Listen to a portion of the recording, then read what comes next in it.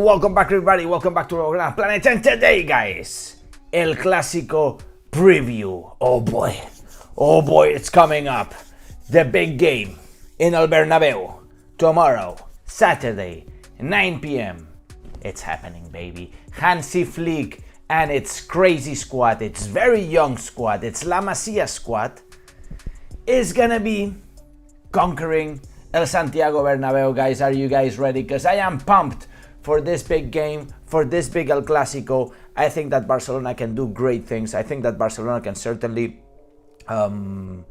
take over this stadium, this very weird stadium-looking stadium from outside. Let me tell you, from inside, I think it's very beautiful, but from outside, man, it looks like crap. Certainly, our stadium looks like it's gonna be better. I hope we don't fuck it up, but careful, guys, because I know that Real Madrid will try to come for us.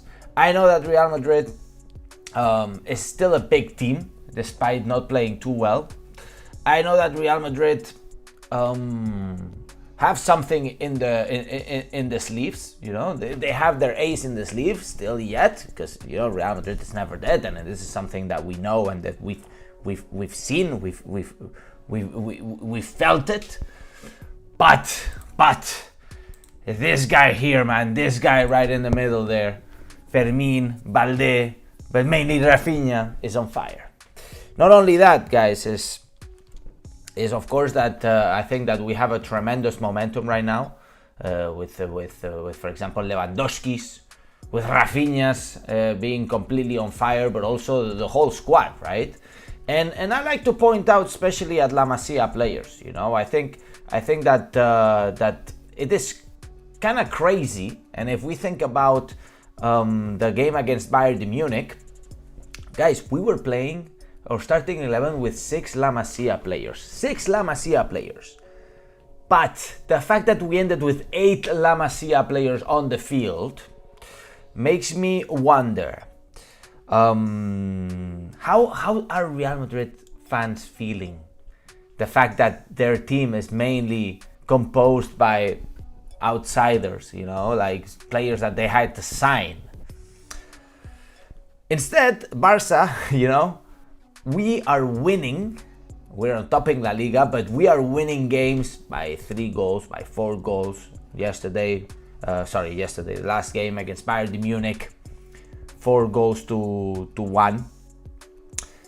And we're winning it with our own players, and of course and Lamine Yamal now on the screen, Lamine Yamal, the real thing, they're comparing now Lamine Yamal to Mbappe, to Vinicius, to everybody. While these guys invested, I don't know how much money in these 2 players. We didn't invest anything on Lamine Yamal. He just appeared from nowhere, like all these La Masia players. And it makes me wonder, how would they feel, and how should we feel? Because sometimes we give it by, we fall in the acceptance, But guys, winning the way we're winning, and the fact that we're winning with our players, the fact that they are La Masia players, is insane. It's insane. Let them win. Let them win so many Champions Leagues. It's the only thing they know how to say. I have 15 Champions Leagues. I have 15. First of all, everybody knows, the whole planet knows, that probably half of these Champions League that they have, that they say they have been stolen. They were robbed. Starting with the first 6 that they have. But anyways, that's another topic. So we must be proud, guys. La Masia and Mr. Hansi. Let me talk about Hansi, because I think that, and I'm giving you the reasons of why Barcelona is going to be conquering El Bernabeu at the end of the day. I think Hansi Flick has been able to translate the success, has been able to maintain the performance in the right way. And he's been proven right now. It's not like when you're baking a cake and the souffle rises up, and then the souffle comes down. I don't think the Hansi Flick souffle, the Hansi Flick souffle is coming down anytime soon. It will come down at some point, because nothing can stay forever. Look at Guardiola, look at Tito Villanova, look at everybody, all the coaches in the world. But I think we're in the right momentum. I think that Hansi Flick's ideas are fresh and they're risky, but right now we're performing well. And I think that Hansi Flick will be able to translate the success, this performance to the squad, right? If we look at Hansi Flick's work so far, he's been doing a very good job, and of course he's been preparing the game against Real Madrid really nicely. He's been analyzing every little detail ahead of the match, and today in the training session there was a video being played out to the players, tactical video, and of course one of his speeches. I think we're all seeing one of these speeches from Hansi Flick in the dressing room while he was coaching the German national team. They look pretty intense, I don't think he had one of these speeches in Barcelona yet, or maybe that we don't know of. But on the other hand, guys, I think that it's an important game for Hansi Flick. I think that winning against Real Madrid we would certainly reaffirm and consolidate the momentum, and would certainly confirm the fact that, oh boy, Hansi Flick is killing it, baby. He's killing it. And we did it against Bayern. We did it coming back from the international break against Sevilla. Only a couple days to recover, and now we have Real Madrid. It's certainly a big test for Hansi Flick. I know Hansi Flick is getting ready. I know Hansi Flick is getting pumped. I know Hansi Flick has a lot of intensity, and the players are in a good momentum to do so. And I wonder, what is he going to change things against Real Madrid? Well, this is what he said in the press conference. Our philosophy is to press high and to try to take the ball away from the opponent. We have to stay compact, close, without too much space between the players. We did that well against Bayern. Basically, Hansi Flick is going to stay the same. He's not going to change much things, maybe a few details here and there to cover probably Vinicius, to cover Mbappe. This is probably the biggest concern, right? Are you going to do anything to cover Mbappe, Vinicius? Probably yes. He didn't unveil anything. He said, we know what we have to do. As I said, after the Bayern game, we have room for improvement. And with every game, we have to adapt. Whether we play against a team like Bayern or the teams we have played against, in the league, there is a style of play. In the end, I believe in my team. I think that certainly Hansi Flick has a lot of alternatives, right? And looking at the lineup, I think that we're going to have surprises. Not surprises, returns, I must say. I think this is certainly going to be the lineup for Barcelona. I think Iñaki Peña is going to stay in goal. By the way, guys, let me know where you guys are tuning in from, and thank you, Walid, for the donation. I'm not forgetting you, Walid, veteran of this channel. Let me know where you guys are tuning in from. I know it's a Friday night and probably some of you guys are off, but it's really cool to know.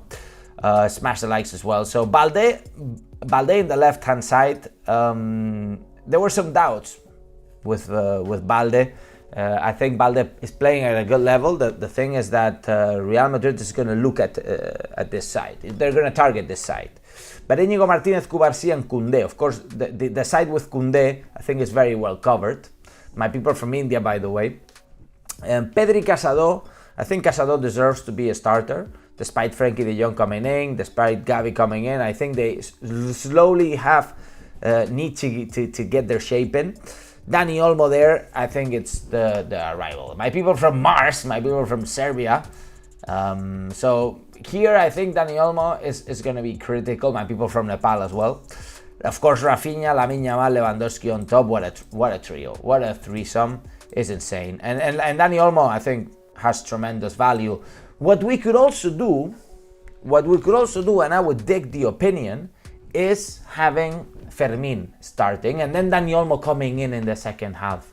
Because you bring Dani Olmo in the second half, with his tremendous skill, when the game is more broken, I think it could be even more effective. And Fermín has a lot of intensity for the first minutes. So it could be critical to have Fermín at the beginning and then bring in Dani Olmo. I think you could change things around. And of course, if you are winning, maybe taking out Dani Olmo and bringing in Frankie de Jong and playing more something like this, bringing in Casado somewhere here, Dani Olmo or Frankie de Jong here, and Casado. So very, very interesting possibilities, of course. And you can also bring Gavi if you need to fight the game and the game is getting crazy.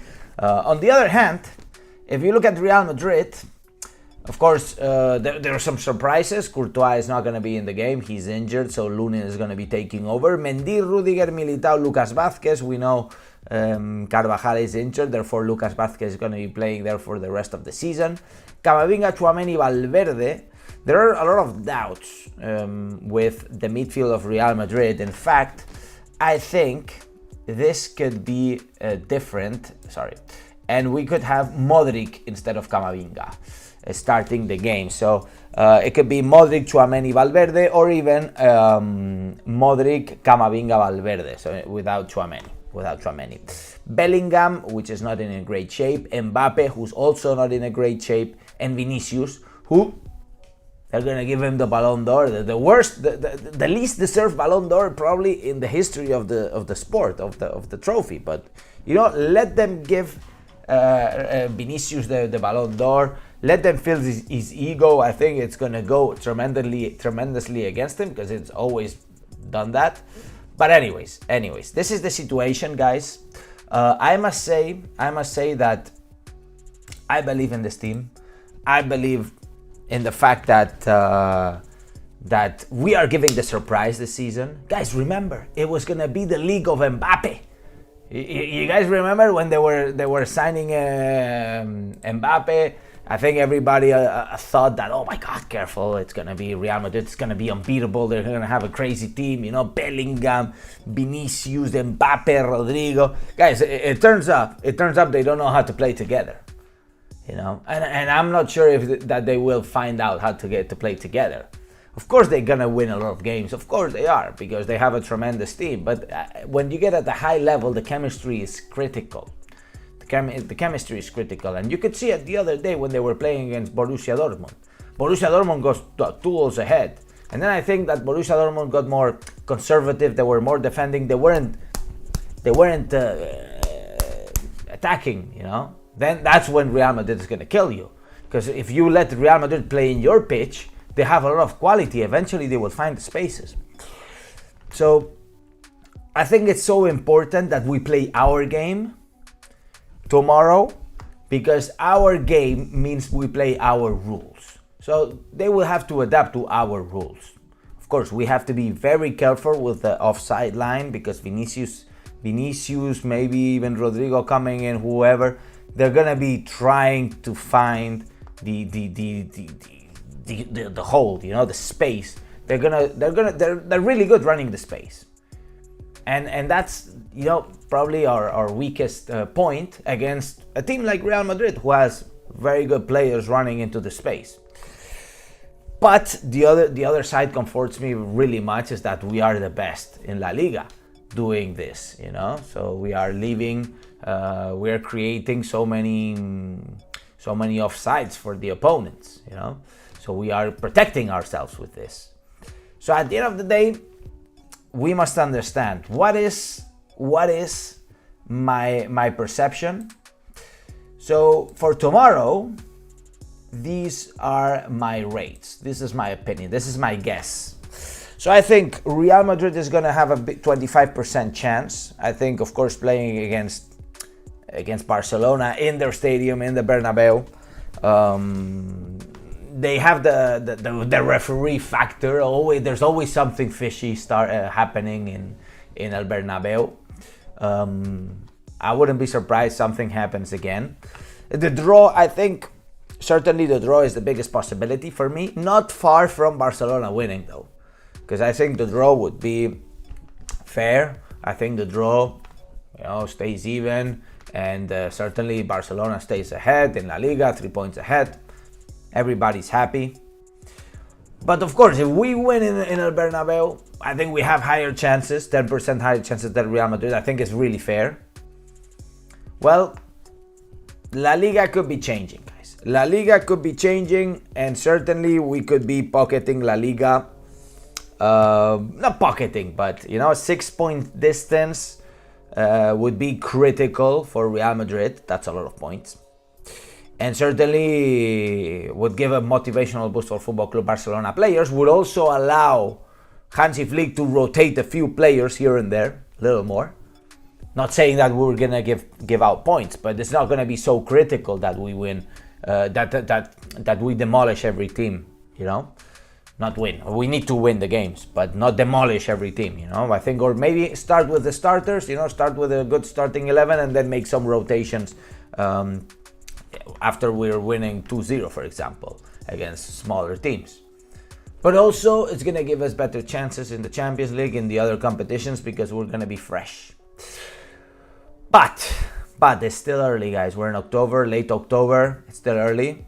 The trophies are won in April, May. That's when you win the trophies. Not now, not in November, not in October.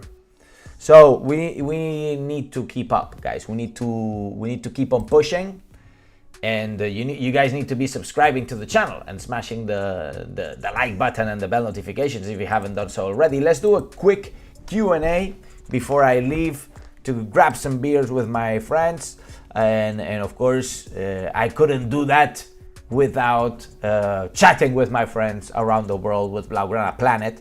So I see Walid, I see Mohammed, I see Harish, I see Blue Knight, I see Rich Law, I see who else? Young Likes, my G from Ghana, from Gambia, my G from India. Blue Knight says Barça 5-0, let's go. Let me know your predictions, of course, in the comments.